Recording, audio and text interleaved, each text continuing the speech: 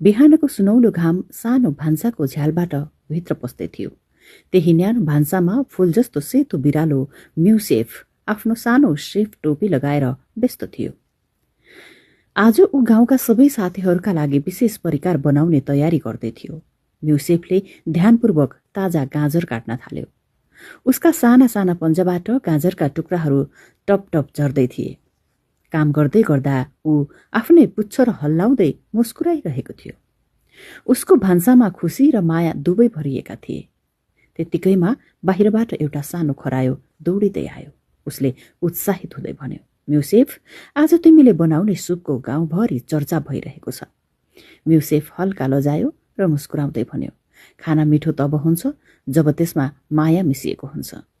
केही बेरपछि भान्साभित्र मिठो सुपको बास्ना फैलिन थाल्यो। साना जनावर साथीहरू उत्साहित हुँदै लाइन लागेर बस्न थाले।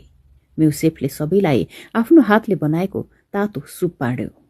पहिलो चम्चा मुखमा हाल्ने बित्तिकै सबैका आँखा खुसीले चम्किए।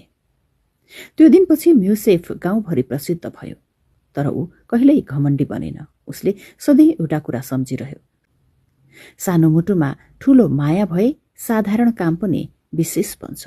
र त्यसपछि गाउँभरि म्युसेफको माया र मिठासको कथा फैलिन थाल्यो।